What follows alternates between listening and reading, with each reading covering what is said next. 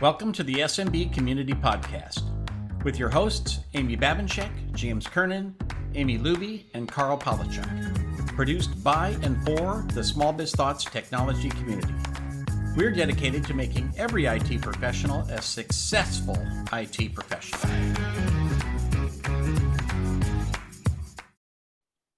Well, welcome to the SMB Community Podcast. Today, your hosts are my friend James Kernan and myself, Amy Babinchak. We ready to go, James? You betcha. Let's rock and roll. We got lots to talk about today. All right, let's do it. Hey, got anything you want to share with us with what you're up to? So I am actually, I think when this airs, I will be speaking live at the Mastermind Denver event on the 29th and 30th of June. Looking forward to that. In downtown Denver, a collection of industry speakers around the country and really focused on cybersecurity, this event and how to sell it. So, the sales and marketing, several sessions around cybersecurity on selling and marketing cybersecurity. So I'm looking forward to it. I'm fired up. Can't wait to get to the Mile High City. All right, have fun out there. I think Yeah, thank you. I saw your speaker list. It's going to be an awesome event. Yeah, Well, thank you. there's a lot going on this week in our industry, and I wanted to call out something for our MSP question of the week. And I don't know that anybody asked it, but I wanted to mention it. Microsoft released a patch, which isn't unusual. They do that every other week. However, this one, which is CVE 2023-32019, and we'll stick a link in the show notes. You don't have to remember that, but this patch comes down with the regular patching cycle, but it doesn't implement until you actually run a file afterwards, which you have to separately download from Microsoft. And so it's really interesting. I've never seen Microsoft do that before. And this is actually patching a vulnerability in the Windows kernel, which sounds important, but clearly Microsoft has made the decision to balance the likelihood of infection versus the likelihood of the patch causing some disruption to your applications or your work. So I mean, it sounds pretty serious, right? It says the attacker who successfully exploits this vulnerability could view heap memory from privileged processes. So kind of a big deal. It sounds like it would be a part of a hack. But I just have never seen them do that before. So I wanted to mention that if you are deploying patches, especially if you're in a regulated environment where knowing that those are actually implemented is important, this has a manual step after the fact. So Interesting. It is interesting. It's very interesting. I've never seen that happen before. Yeah, that's thanks for bringing that up. That's good stuff. And a lot of other news going on this week, but there was something else I know we wanted to talk about as well that Microsoft's doing with one of their new end user support plans. You want to elaborate on that? Yeah, well, this is a connecting the dots moment for me, right? I saw that, Pax8 had their conference very recently, a couple weeks ago by the time this airs. And one of the things they announced was the Pax8 Marketplace. Okay. And, I think there was a little bit of groaning about it amongst the MSP community because it means that end users and small businesses can go there and make their purchases direct. And I thought, interesting news item, and I sort of let it, I thought it's kind of all I gave thought to it, really, as I'm not much of a Pax8 buyer myself.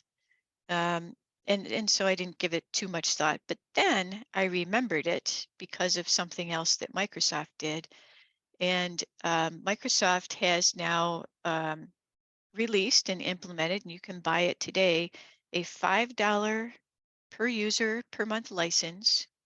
For businesses that have 25 users or fewer, so it's a small business play, Mhm. it is full migration, full implementation, security, help desk, everything rolled into that $5 a month per person. So Wow. you buy your Microsoft 365 license, you add on the support package for it. They'll migrate you from on-premise, from Google, from wherever into Microsoft 365, set up the whole portal, secure it from then forward, and answer any end user's help desk question that they might have along the way. So for $5 a month, they're doing what MSPs charge 130 to $200 a month per user, and they're doing it Right. for 5. Plus, we MSPs usually charge extra for migration as a project. Yeah. So this has potential to eat into, um, eat into MSP profits if what you're depending on is, those that help desk and patching, type income to come your way. If that's your main bread and butter, I think connecting the dots between Pax8's Marketplace and Microsoft's new support plan offering, there is a direct buy scenario that takes a Yeah. bite out of the MSP. Right. Yeah, that's a little spooky. Let's talk about the Microsoft one first. I've seen historically, I've been in the channel over 30 years. I've seen Microsoft kind of take more of a top-down approach with enterprise accounts, sell direct, provide services direct. I'm kind of used to that. We've all just gotten numb to that. But really, the play for all MSPs, the sweet spot normally is between 5 and 50 seats. And if Microsoft now has a $5 per seat offering for 5 to 25 users, that's right in the sweet spot of honestly most MSPs. So, I guess the $1 million question I would have is how are they planning on marketing that? And I'm sure we didn't hear that or know that, but I'm a little spooked by it because they've got all the end users' information already. They certainly have their email addresses. Yeah, So we'll yeah. see how they I market. w- right. Well, we'll find out. I don't know the answer to that question either, but I am going to keep an eye on that Pax8 Marketplace, because if Pax8 Right. puts their marketing and sales engine behind selling this Microsoft license direct through their new direct buy marketplace, that could add up to significant damage. Yeah. Well, let's talk about Pax8 for a second. I'm, I guess I was taught and raised, if you don't have anything nice to say, don't say it. But, I do need to express my opinion. I'm not a fan of Pax8. I, grew up in the channel and I'm a loyal channel partner of the traditional supply chain, manufacturer, value-added distributor, reseller, and then end user. That's the traditional channel, right? Dell disrupted that by selling direct as a manufacturer, but there's always been a place for the value-added distributors, the TD SYNNEXes of the world. I was at a MSP advisory council meeting earlier this year, and there was a conversation that talked about value-added distribution and the big resellers like Pax8. That's what they are. They're just a big reseller. Reselling stuff to you. They're keeping all the back-end rebates. They're reselling it to you with a cool interface, but they're charging you a lot more money. And one of the key things that came out was the pricing spread. Everybody thinks you get better pricing with Pax8, but that's not the case. So now they're looking at selling direct. And to me, that's real concerning. Well, I'm a longtime TD SYNNEX partner, 20 years plus. We also do buy from Pax8 though. So, Mhm. so we tend to go to, the best vendor for the solution that we need. Yeah. So I can't say I'm not a fan, but the majority of our purchasing is elsewhere. And I do look at those numbers carefully. But there are so many partners out there. And by that, I mean Microsoft partners out there, that don't take advantage of the spiffs, the back end rebates, all that stuff. And we've always made a good chunk of change from that stuff, like $60,000 a year. Yeah. And, so I wasn't willing to give that up. Right? And Yeah. so, so when I look at who I'm going to buy from, that's a part of the consideration too, is, what am I getting for the money, and what am I getting blocked out of for that money? Yeah. So to me, it's a really important point. It isn't just all the pricing, but let's talk about pricing first. I mean, normally on any one license, there's a 3 to 5% spread from, a TD Synex, for example, having a better price than someone like a Pax8.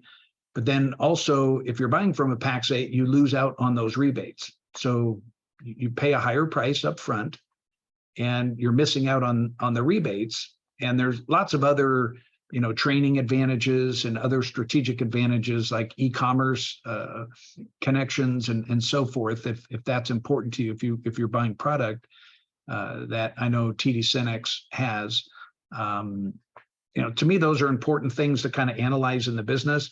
And I will tell you, one of the key things I always coach and consult on is getting my MSP partners, my resellers, to work really closely with their strategic partners, like a TD Synex, or more specifically a Microsoft. Microsoft's got $1 billion budget for marketing. They've got tons of collateral, great campaigns all ready to go, and incentives. They'll pay for your marketing, they'll help you with the marketing, and then they'll even give you incentives when you sell stuff if you pay attention to things. And granted, we're probably talking about the most confusing manufacturer example of Microsoft, because they have so many programs.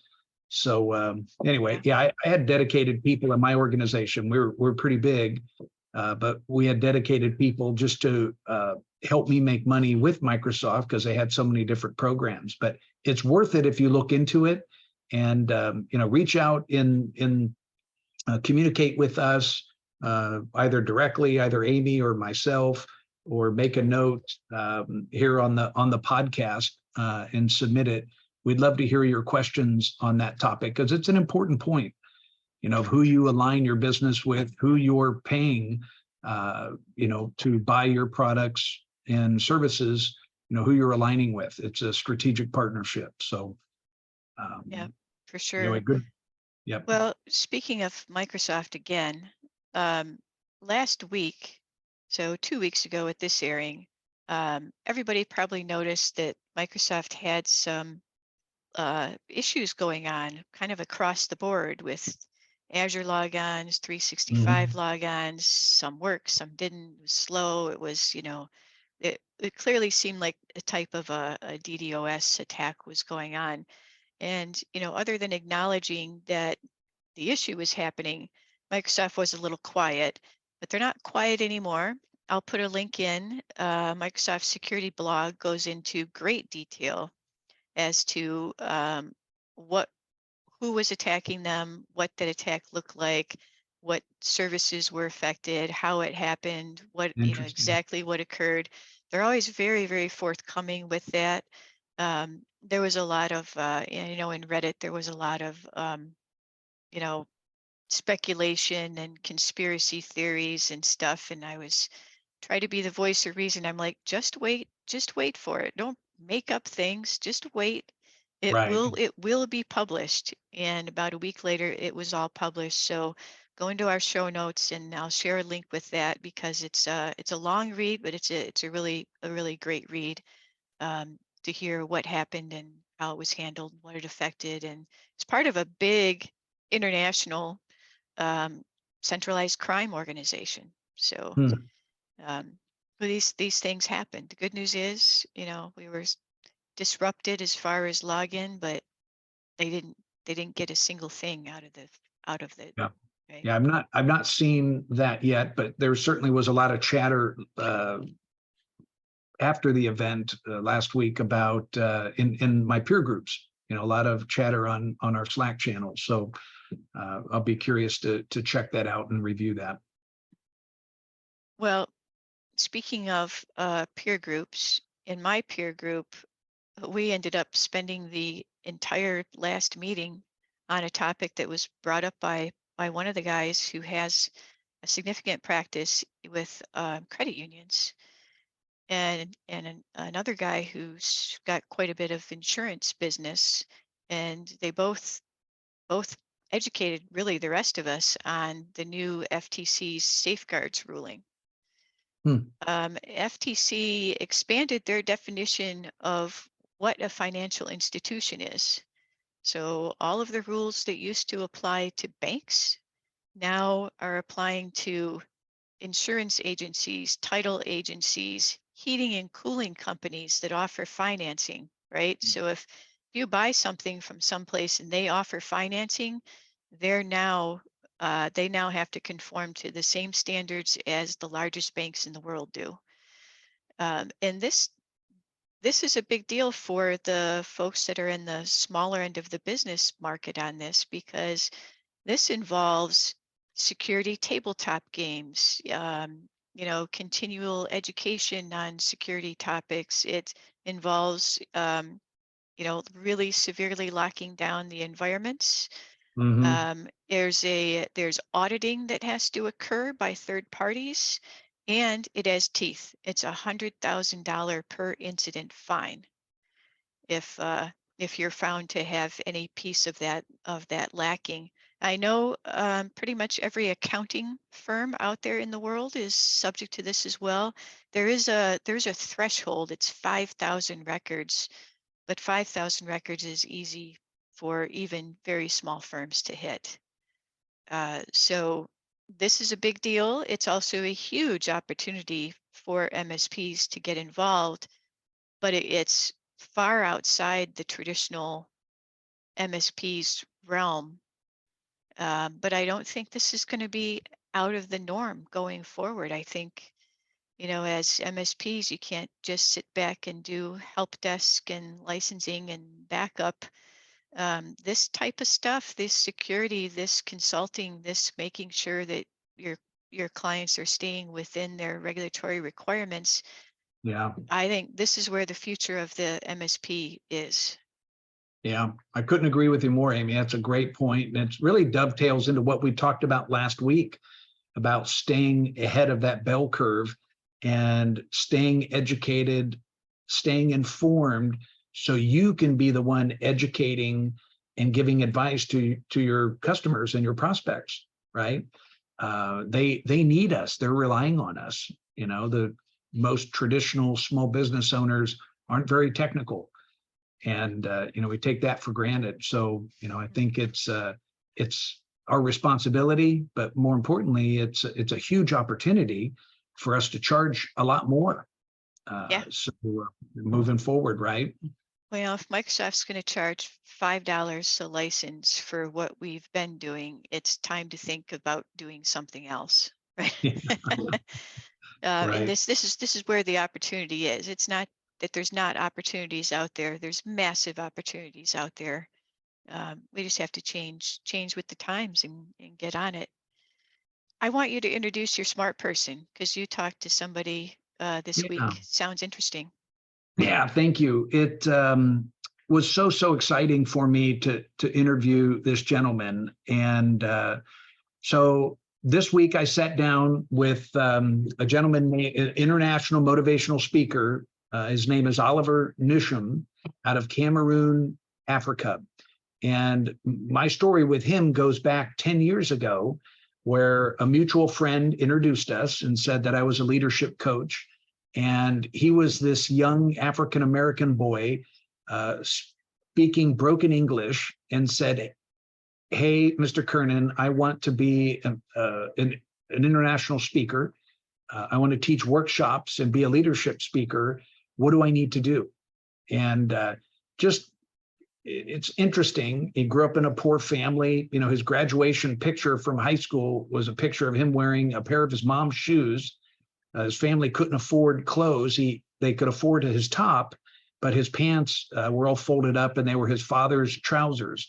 And that's how poor he was, and put himself through school and took our advice. I had a soft spot in my heart, long story short, and plugged him in a bunch of the programs on a scholarship that everything I thought that would help him.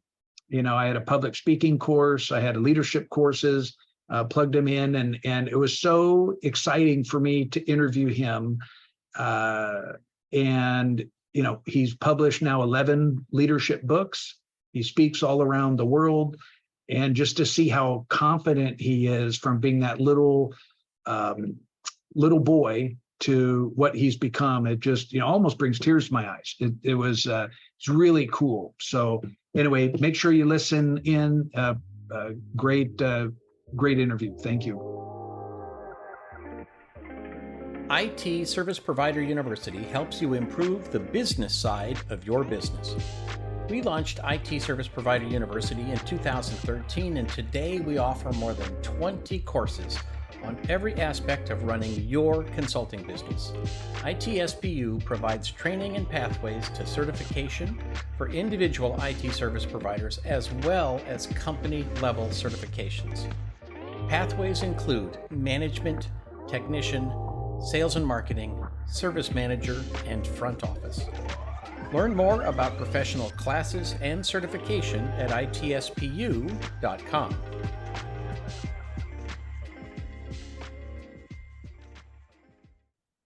All right, welcome back. This is James Kernan with Kernan Consulting, and I am here with a dear friend of mine and a true success story.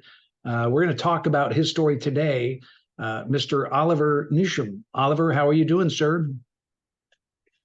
I'm doing great, James. Thanks for having me here today. Yeah, you bet. I can't tell you how excited I am to talk to you today. You and I have known each other for a long time, and I'm going to ask you, you know, I want you to share your story with everybody, but I first want to kind of have you tell the quick story about how we met. You know, you inspire me seeing the successes and how far you've come. But before we dive into that, tell everybody how did we meet? It was about 10 plus years ago, wasn't it? Exactly, James. That was in 2013. Yeah, I can remember well. In 2013, I used to collaborate a lot and do a lot of correspondence with Lisa Kosker. I met her online through a newspaper I read, and I was interested about growing my myself spiritually. And so we went together for over 2 years. That was in 2011 and to 2013. Our conversation moved or shifted from just being a pen friend online to being a mother and a son relationship, into a mother and a son relationship. And at a certain point, she realized I had so much passion in communicating, training people. And Lisa promised me to link me up to a very good and a dear friend of hers that was actually into communication and corporate trainings. And that was James Kernan. And that's how we came together. And I wrote James the first email, and she responded, and I was like, yeah, I was excited. You know, from there we linked up ourselves, and James actually offered me a scholarship. That was my first public speaking training ever. That was online. And James Kernan offered me that scholarship. I was trained as a professional speaker, not only alone, with all other friends around Cameroon and Africa. And after the training, that was a spark in my life. From then, I had so much passion and so much interest in public speaking till then. Yeah. Well, thank you. Yeah, that's exciting.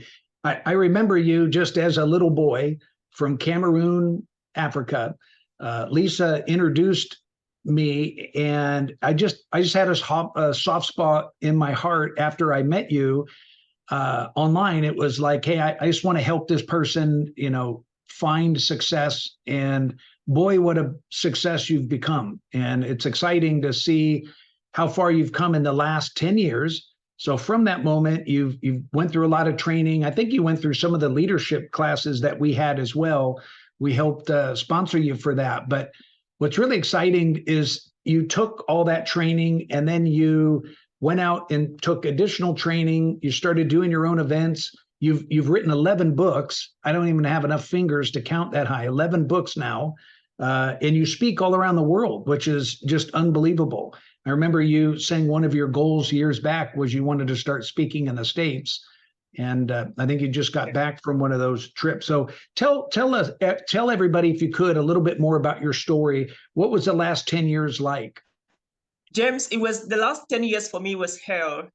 Was hell. You remember, James, I asked you just 2 years after we met, that was in 2013.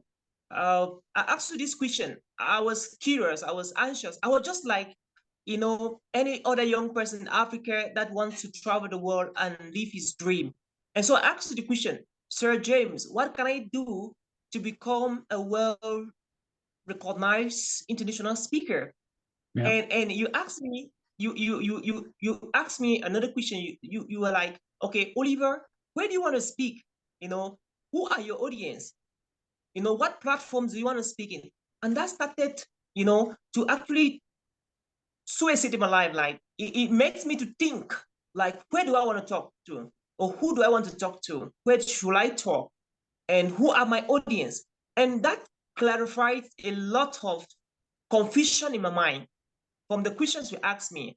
And from when I set the base, set the foundation, we started working towards that. And I knew that my audience, primary audience, were to talk to young people first in Africa to help change their mindset. From then, before I can move to other parts of the world. And that's exactly what I'm doing today. So here's my story. You know, I was actually born on the 1st of January, 1989, in a very small village here in Cameroon, in Oku, particularly in Dum Oku. And so I went through primary school, not like any other kid could go through, because I suffered from the attention deficit hyperactive disorder, ADHD. Yeah. What that means is that I was very distracted. I was a kid who would go to school the next day, and the next day he would not go to school. And because of that, my parents never believed in me, neither my teachers, neither my classmates. And that's exactly why most of the times I go to school after the class, my classmate would get me well beaten before I reach home. Like I was literally leaving one village and trekking over 8 kilometers to get to school where I had to study, then come back home. And it was a tough experience because being the only boy that was living in my village, going to school to the neighboring village, it was challenging. I was hated by my classmates for reasons I cannot tell. And up to 2003, when I graduated from the primary school, and one interesting thing about the graduation in 2003, James, is that, you know, my parents never had the money to buy my entire uniform. You know, they could only afford for the jacket, for the shirt. They could not afford for the trouser, you know. So on my graduation day, I wore a very long trouser with some worn out shoes that were once used by my mom. And I was putting on my jacket. And I was very excited, you know, because I was graduating. Right, so right. I was excited. I was happy that finally I'm leaving primary school to go to secondary school. And when I went to secondary school, the story was almost the same. It happens that I dropped out from secondary school again over 4 times, making me to drop out already 7 times entirely throughout my life in education. Dropping out from school 7 times was something I never imagined. And one interesting thing that actually I experienced in the course of all of that was that I realized that I had a future, and my future was actually to become someone who is educated.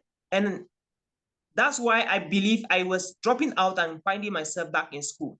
So from then, at a certain point, my parents told me that, well, we can't pay your fees again because we just want to take care of your other brothers. Like, we believe that at least you've gone to a certain level in education, so at least you can manage.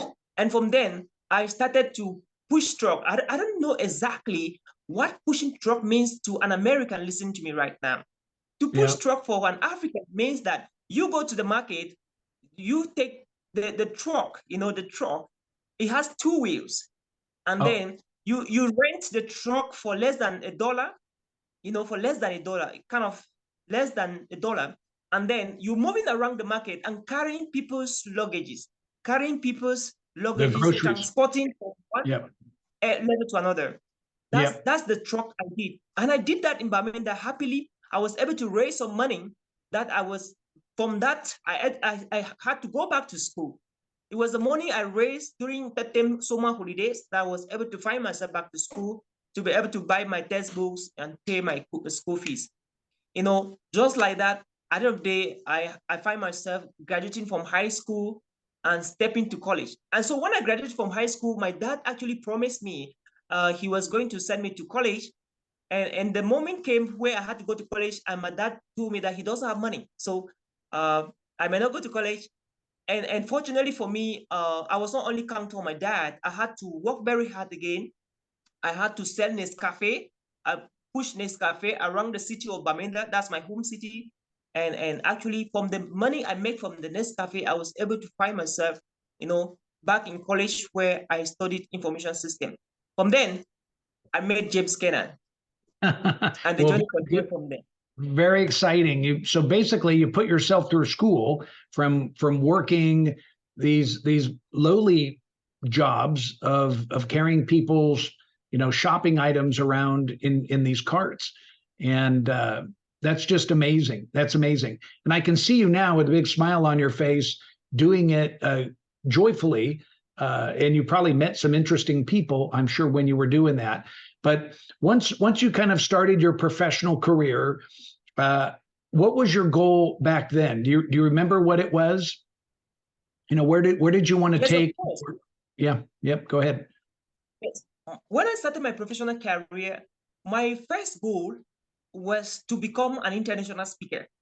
And that's exactly why I was asking you, I was disturbing you with the emails. I sent you a bunch of emails every week, James, every week, asking you questions before we finally connected on Facebook, on now on LinkedIn. So I wanted to become a professional speaker at the level of the international platform. And by then I was not even a national speaker. I was not recognized in my country, Cameroon, as a national speaker. I was barely speaking for free at my region, Bamenda. And I had so much of ambitions. I was so determined to get myself to the international platform. And behold, I thought it was literally going to take me like 20 years or 15 years to get there. But I took less than 8 years and 10 years, and finally I find myself there. And I think this goal was achieved because of the intentionality, the dedication, the commitment to the task you always given me most of the time when we have sessions, the assignments you challenged me with. And it was also thanks to the fact that I was trained and certified by the Kernan Consulting as a professional speaker, which opened some doors for me. Because here in Africa, certificates at times counts a lot. No matter how you make noise on social media that you are a professional speaker or you a certified speaker, if you don't have some papers, certificate to back you up, many people might not believe the skills you have if you cannot show some documents that can back you up. Right. Yeah. That's like a degree basically there. And then it's the same thing with I'm happy. I can't believe you've written 11 books. I know you wrote several. I didn't know you were up to 11 already, but that's also a great credibility builder of, you know, because wow, he's an expert if he's written 11 books and he's speaking internationally now. I want to come listen to this guy. And the thing, I think your greatest gift, Oliver, is your enthusiasm. It's your heart. It's your heart, and it comes out through enthusiasm. So I think something deeper than what your goals are, because I asked you that question on purpose, because I remember you saying you wanted to be an international speaker and speak all around the United States. And it was a crazy idea, I'll be honest, but I wanted to help you make that happen.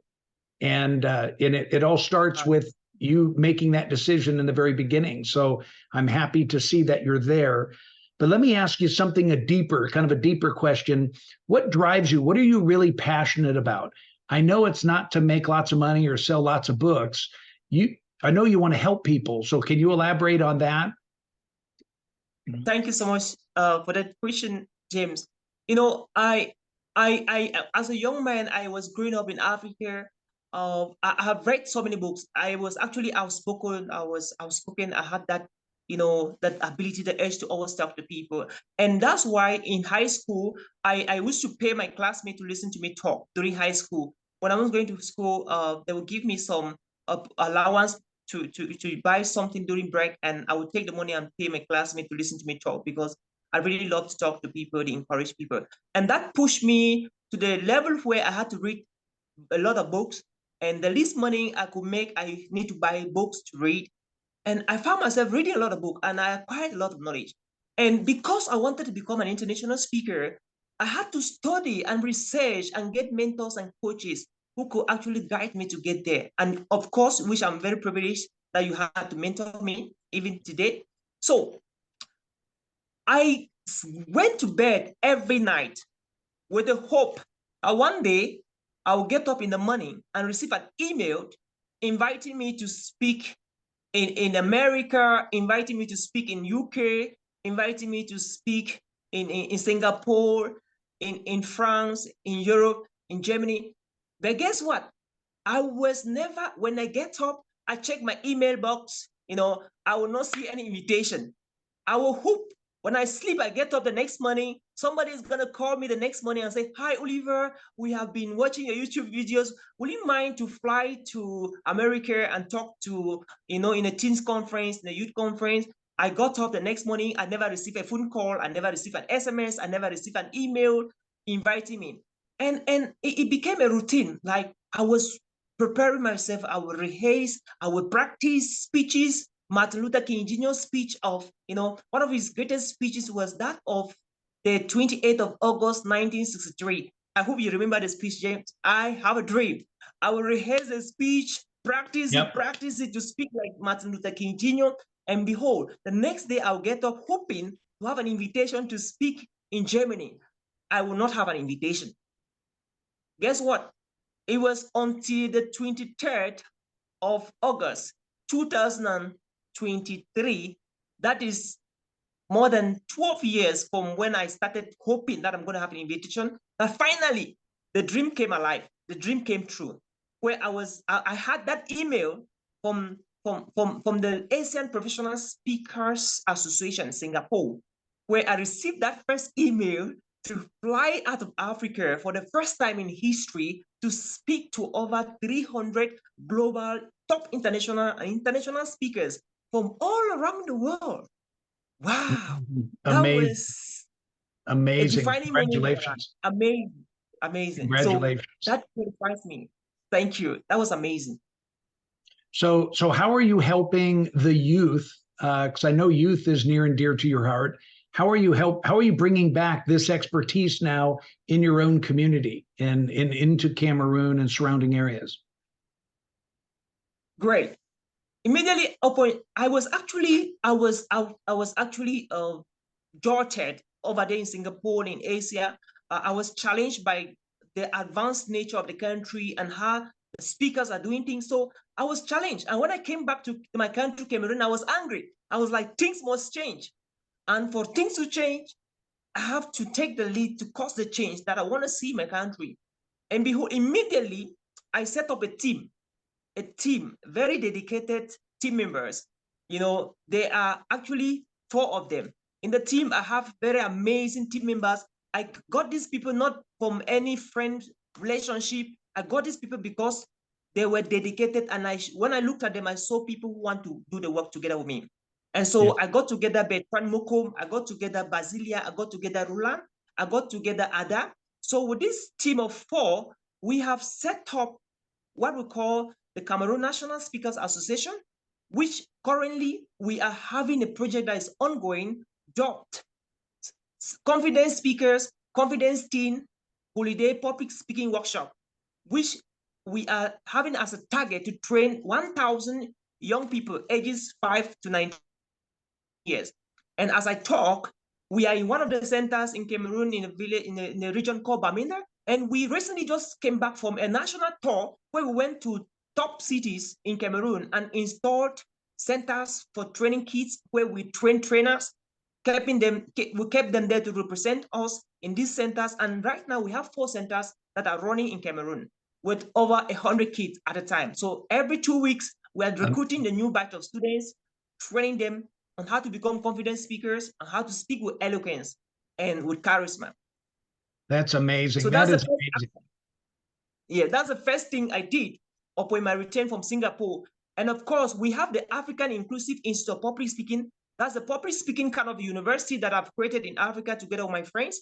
And we are training doctors, medical doctors, we're training pastors, we're training entrepreneurs and top executives on how to communicate their ideas. Yeah.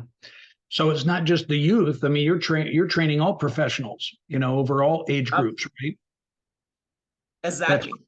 That's great. So one last question on that topic, and then we'll kind of move on. But why is it so important for you to train on eloquence and train on confidence for young people there in Africa? Why are you so passionate about that? Thanks so much for the question, James. Yeah.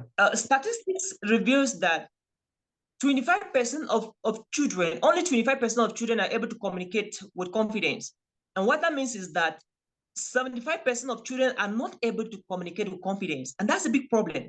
James, I will believe strongly that in the work environment, in the workspace, people who get promoted most of the time are not the most intelligent, are not actually the most knowledgeable people, but they're simply the people that they communicate well, that can sell themselves well, that get promoted most of the time.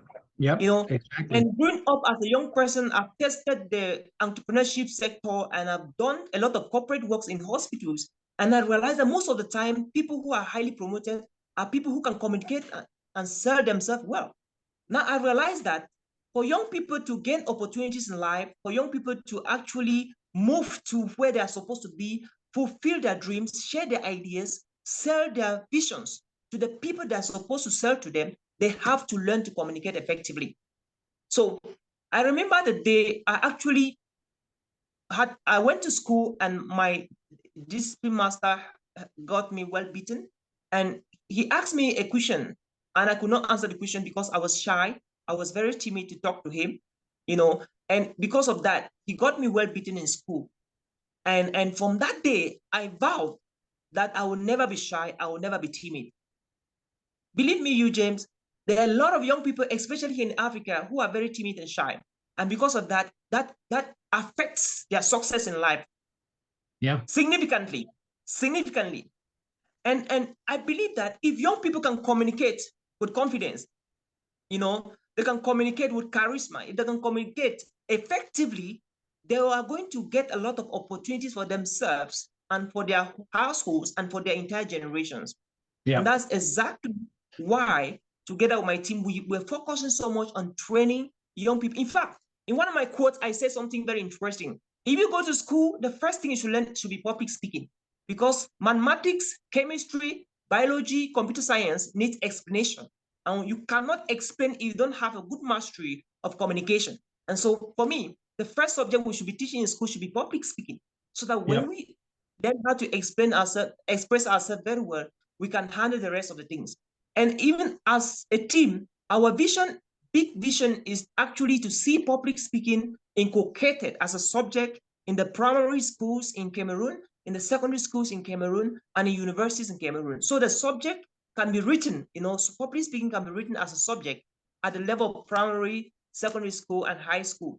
And that is actually our big vision, to make sure that the government buys the vision of having public speaking as a subject in all the educational sectors. What a great idea. What a great idea. I couldn't agree with you more that that's probably the most important class is communication. Here in the States, they teach English, but it's more of, reading, writing, English. But the most important part is being able to effectively communicate.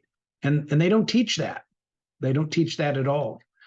Of course, James, I believe so much. My one word is determination. Determination is powerful. When I resigned from my job in the corporate world, working in the hospital, I had one of my supervisors that locked me up in his office for 2 hours, advising me not to resign because I have a family I'm going to be taking care of. I have a house, I have to be paying bills and all of that. And I told him that I have to resign, that I don't feel comfortable in the hospital setup. Again, I had a lot of people that advised me by saying things like, Oliver, anybody that resigns from this organization, they always come back begging to work, because when they go out there, it's never easy for them. And when they were saying all of these things, I listened and I was like, that's not going to be Oliver that you know. And I went out and then pursue my dream, and I never had any plan B. I had just one plan. It's either I make it or I make it. And the watchword that actually took me through all of this was determination. And I really believe that God helped me, through the power of determination, to stick to my dream, to be very intentional in what I was doing. And that prompted me to work very hard. And anything I was doing, I made sure I give myself the best. And so for those who are watching us out there, I really want to say that you may not be a Christian like me, but you just have to believe and trust God, believe and trust Him, and be so determined in what you're doing. And above all, always trust your gut instinct. Always trust your gut instinct. People are going to tell you that, hey, you're not going to make it, because people who do these kind of things, they don't easily make it wherever you are.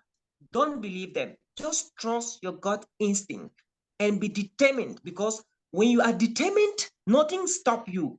You can always get anything you want. So you have to actually, trust your gut instinct. You have to be able to challenge all the obstacles, the challenges that can come across your way on your route to success, and always be determined in that process, because determination is the key to success. And once you're not determined, challenges, distractions are always wear you away or take your focus away or take your concentration away. So determination is the key word here. Always be determined in whatever thing you want to do. Yeah, I love it. I love it. I'll recap, drive and determination. That was your first one. And boy, I don't think I've met anybody more determined than you in life. I remember getting emails from you every day. You set your mind to something and you're determined. So that's inspiration right there. Number two, I love what you said about faith. Faith is your faith is your source of hope, and I think is the key driver to your determination. And then you said trust your instincts, follow that gut and charge forward. So I love that. I hope the listeners enjoyed it as well. So make sure, if you're not following Oliver right now, you need to. He's one of the most charismatic, exciting guys on social media today. Make sure you follow him on YouTube, LinkedIn, or Facebook. I'm a big fan, and I think you will as well. Outside of social media, Oliver, how can people get in touch with you? Is there an email or a website they could go to, or what's the best way to connect with you? Great. The best way to connect with me also is through my website, www.nshomoliver.com, www.nshomoliver.com. And of course, I have an email, I have a Gmail account, which I also communicate with my clients on, which is droliver77@gmail.com, droliver77@gmail.com. Yeah. So these are some ways our listeners can actually get to me on. I love it. Of course, I'm on LinkedIn. Yeah, I'm on LinkedIn, so you can check me on LinkedIn, Oliver Nshom on LinkedIn, Oliver Nshom. I'm equally on Facebook, or I'm on Instagram, Twitter, and of course, I am on TikTok. So Oliver Nshom, Oliver Nshom, Oliver Nshom. Excellent. Well, I'm going to put your contact information as well out on social media and on the link here, so the listeners can follow you and get in touch with you. But Oliver, thank you so much for being on the program. You are a true inspirational story. So congratulations to all your success, and thank you. Thank you so much for having me in this very, very important and good show, James. I count myself privileged to have been your guest today. Thank you so much.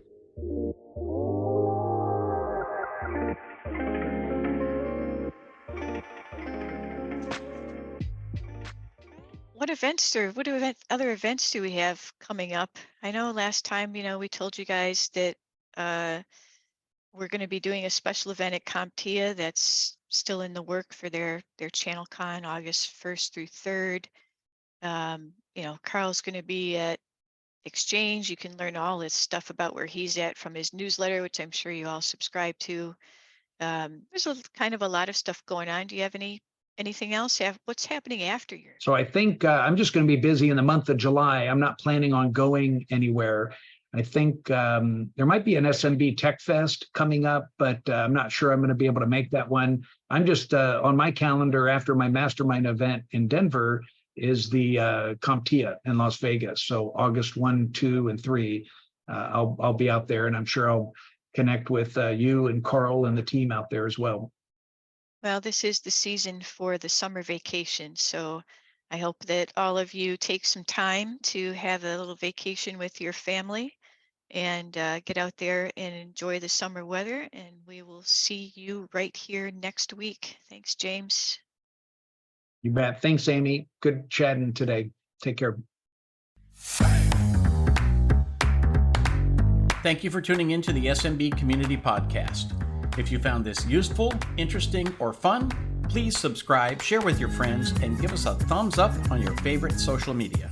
Please check out the show notes at smbcommunitypodcast.com and give us your feedback.